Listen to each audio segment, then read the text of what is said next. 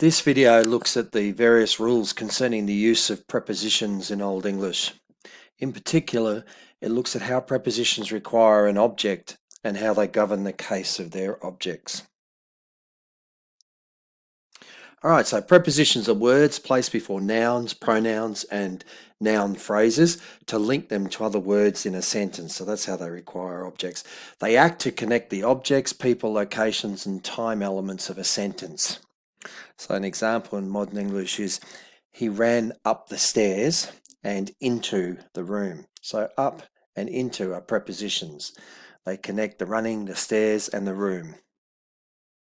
Now, in Old English, the nouns and pronouns that come after a preposition and noun phrases are said to be governed by that preposition. And so for this reason, they are referred to as the object of that preposition. So the object in a general sense. So you have a preposition and then there is something that comes after that preposition and is the object of it. Now, next, prepositions also require their objects to be in either the accusative, dative, instrumental or genitive case, or cases I should say, and are marked in glossaries with plus accusative, plus dative or plus genitive. Alright, so some prepositions require that the object be only in the dative case, some only in the genitive, and many in both the accusative or the dative. And you'll have to look at the situation depending on that. So in a glossary, as an example, you might see, for instance, the word off. In Old English, off. It's a preposition. It requires its object to be in the dative and only dative. I'll show you a list of that shortly so we can check that. And when it's in the dative, it has the meaning from, of, out of. Now, some of these prepositions can be in both the accusative or the dative, and when they're in the accusative case, they can have a slightly different meaning to when they're in the dative case. So we'll have a look at that shortly. Now, as a general rule, when we're trying to work out, for instance, if a word preposition can be in both, like for instance, after, our modern word after. Now, in the dative, it usually means after, according to, right? But sometimes it can be with the accusative. And I'll give it, here's another one. At. With the dative, the word, that's our modern word at, but in Old English, it's ash, the T after it. At with dative. In the dative case, it means at or from, but with the accusative case, it means until, up to. Okay, so it can have slightly different meanings. Let's just have a look at something else now. Okay, so as a general rule, when motion is implied, they take the object takes the accusative case, and when rest is implied, it takes the dative. All right, and that's generally how you work this out. So, thus, the word on with the accusative signifies into, but with the dative it signifies in. All right, so we have here a first example here, on the chestere. Okay, into the town, and because we have because we're moving into the town, okay, it has a sense of motion, then we need the accusative case and chestere in the accusative case, and so we use tha, on tha chestere, into the town. Okay, so on has we're using it in the accusative sense because there's motion involved. We're moving into the town. Next example, on thare chestere, in the town. Okay, so this is the dative case. There's no motion implied. Rest is implied. We're in the town. We're not moving anywhere. We're staying in the town.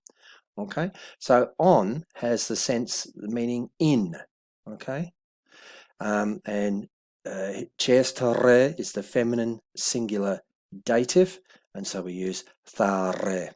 Okay, singular dative, feminine. Thare is the important one there. Okay, up here where we use the accusative, tha for the definite article, tha. So we have on tha chestere, into that town, because we've used the accusative. Here we're going to use the dative, so we have on thare chestere, in the town. Okay. Notice the chestere here in the accusative and dative form has the same form. Okay, on tham lande, in that country. Now we use the dative, so there's no sense of motion here. There's a sense of rest implied, and so we're in the land. We're not moving about it. We're just within that land. We're not going out of the land or into the land, and so we use the dative. So lande, neuter singular dative form is lande. Okay, in this case we use the dative definite article, which is tham. Okay, on tham lande. Okay, for thara yasich the he on tham sawevna yasech. Okay, because of the vision that he saw in the dream. Now our prepositions are for and on. Okay, and the object they take is yasichthe, okay, the vision, and sawevna, the dream. Okay, now in this case here, yasichthe, feminine singular dative, so we use thara for the dative, so thara here, whereas here neuter singular dative, so we use tham in this case. So both dative, but here one was feminine, one was neuter, and so the definite article preceding them, tham and thara, differ according to being feminine or neuter. Okay. All right. But what set the scene here is that on and for have, as we'll see shortly when I show you the list, they'll take an object in a particular case. Okay. All right. And you'll see shortly what that case is. All right. Now, so the word after, modern word is after. Okay, in the dative it means after according to. In the accusative it also means after and according to. So they share both the same meaning. Ar, as in before, and before for both. At, in the dative is at from. In the accusative until, up to. Okay, be, in the dative means by, near, along, about, in relation to. It has no accusative equivalent. It's only used in the dative sense. So wherever be appears, you know the object must be in the dative sense. It can't be in the accusative, genitive, or any other case. All right. Befahren, okay, before, in front of, in the presence of, ahead of, and again the same thing for accusative. Betwerks, betwerks, between, among, same there again. Binnen, within in the dative, to within in the accusative. Slight different meaning there. Bovan, above, or in the accusative to a higher point, and so on. I don't necessarily need to read through all of these. I will probably include this in the description below to make it easier for you. Aek only has a dative, only takes a dative object, not an accusative one. Far, pretty well the same in both cases there. Faram, dative only, no accusative. Yeond, throughout, throughout, through. In is in the dative, but into in the accusative. Remember, dative implies no motion. Accusative does imply motion is involved. Keep going now. Inan, different meaning between dative and accusative. And notice here, of only has an object in the dative sense. It doesn't take an object in the accusative. And there's a couple other cases. To takes an object in the dative, also in the genitive, as you'll see shortly, but nothing in the accusative. Toyeanus, again, dative only, not the accusative. Thurch, so on here, and with, yes, and same or umbe, and just over here a little bit further are the genitive ones. To, meaning in the genitive case where it takes a genitive object, is at. Thur can also take a genitive object, through by means of, and with, towards, opposite, against, in exchange for.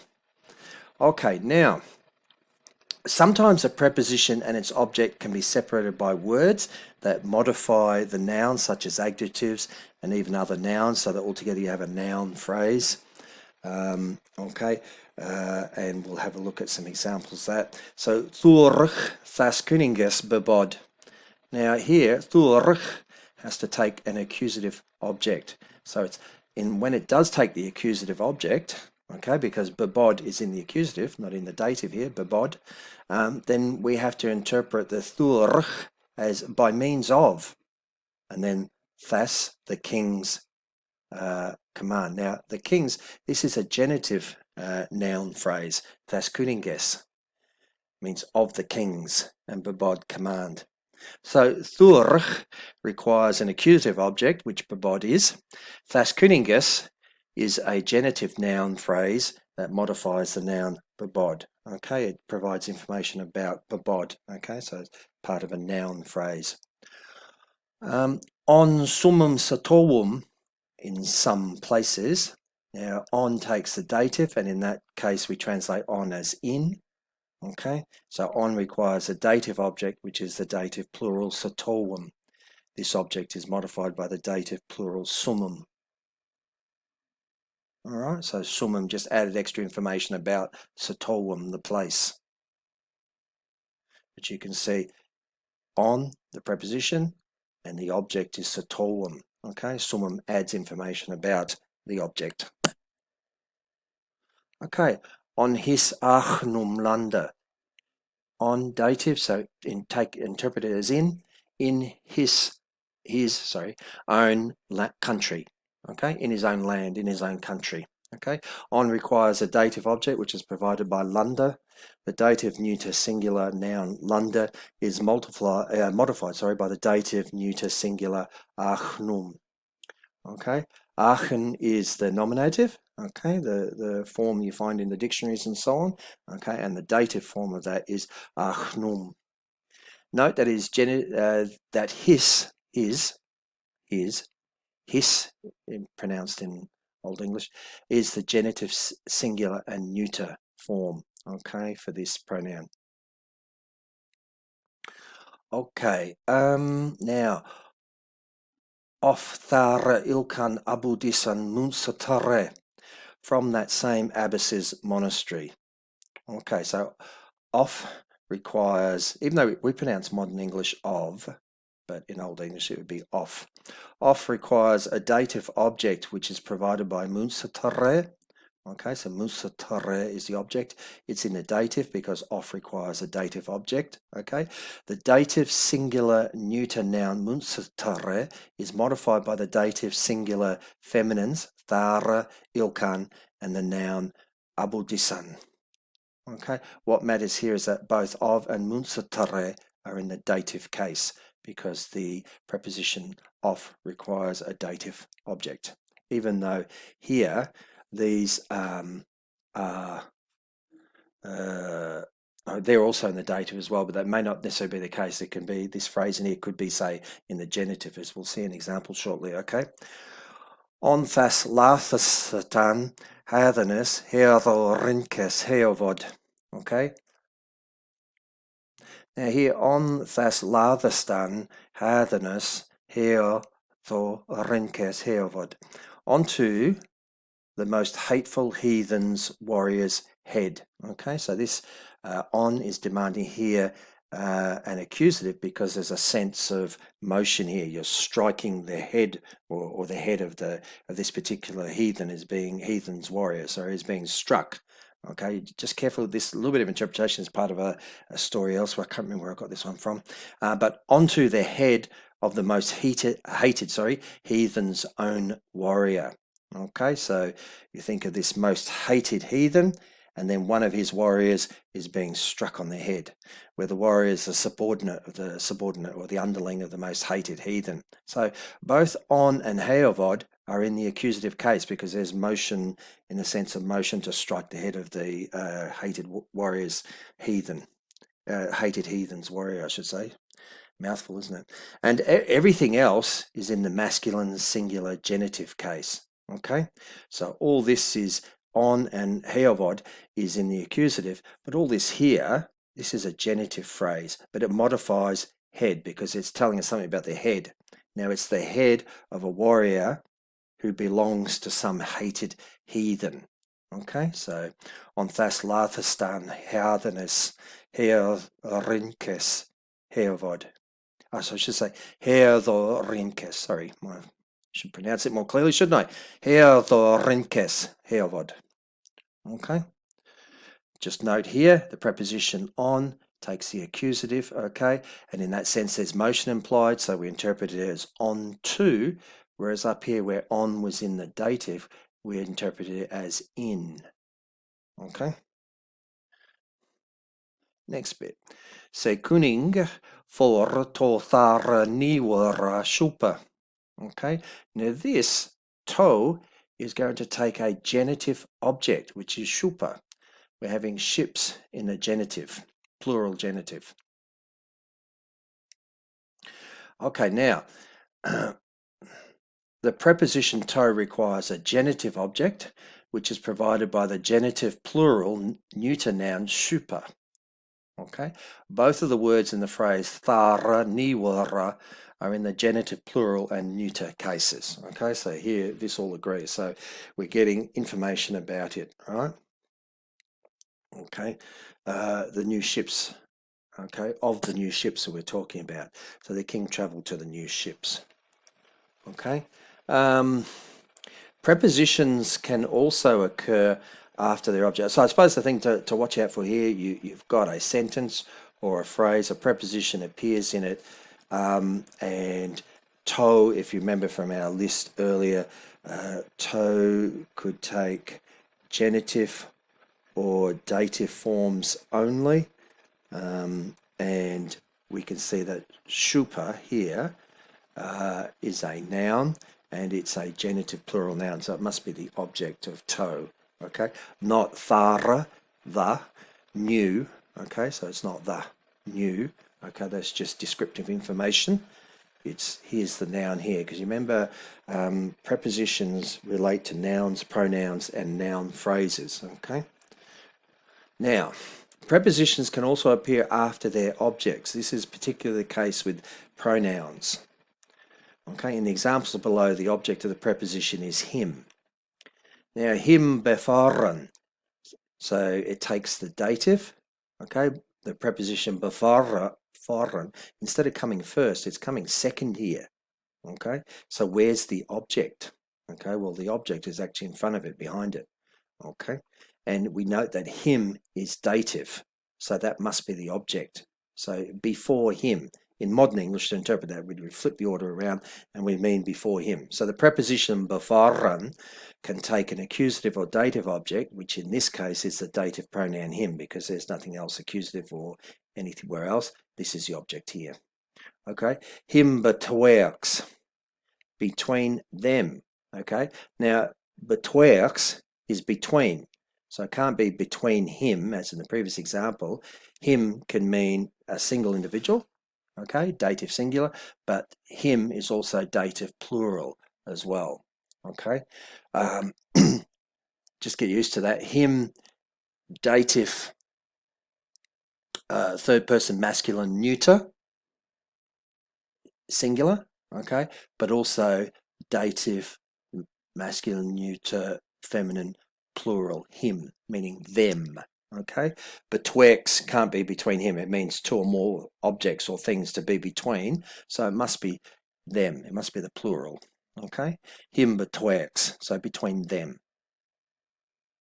Next bit. On gatu him to belokon havdon, and here to must take the dative. All right, it requires its object to be dative. So where in this phrase here, where on earth is the object? Okay, so we could let's translate this. On they had locked the gates against them. So translation for this was, and they had locked the gates against them. That's against Cunewulf's men. If you look at the story of Cunewulf and Cunard, Cunewulf's men, the gate was locked against them, against Cunewulf's men.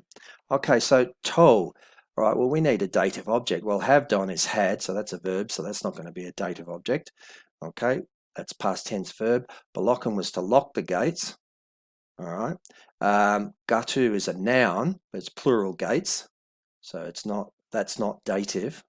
Okay, I think that was accusative plural. And thar indicates that it must be accusative. Okay, it must be accusative plural. So that's accusative. On is just a conjunction. So the only thing left is him, this pronoun here. Okay, so to doesn't relate to gatu, because we can see the thar in front indicates that gatu is in the accusative, because thar is accusative. nominative accusative for the. So it's not him. So the only other sort of noun that's left over for us is him. And so him is the object, even though it appears in front or behind or to the left of the preposition to. All right. In modern English, we have the preposition and then we have the noun or pronoun. We don't have him to. We have to him, but not him to. Okay. The preposition to can only take a dative or genitive object.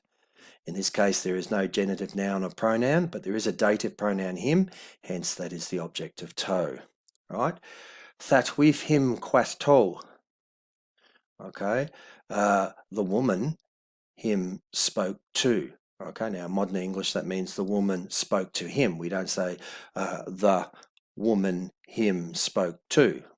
Okay, different here. But this is what happens. You can have prepositions, and some authors refer to it as preposition stranding, but you can have the preposition coming at the end. But it means particularly this preposition must have a dative object, and in that whole phrase, the only dative object is him. We've, that's the form for the nominative accusative of woman, not dative. The only dative object you have in there is him, so it's to him. Okay, the woman spoke to him. Him is the object of to. Or to in Old English. So even though there's a quath spoke or said in front of the to there and between him and the to, we know that him is the object simply by that rule that a preposition must take an object. Okay, and to can only take in the dative and I think even in the genitive too. Okay, but it doesn't take in the accusative. So we rule out we've. Again, the preposition to can only take a dative or genitive object. In this case, there is no genitive noun or pronoun, but there is a dative pronoun him, hence that is the object of to. Now, him mara fultum to com. Him more help to came, or more help came to him. Now again, see, fultum is a noun, it's help, but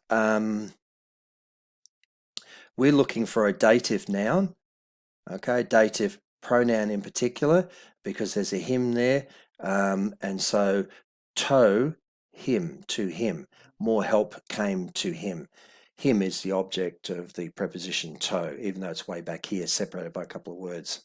So the only pronoun here is him, and even though it precedes the preposition, it must be the object of the preposition to. All right.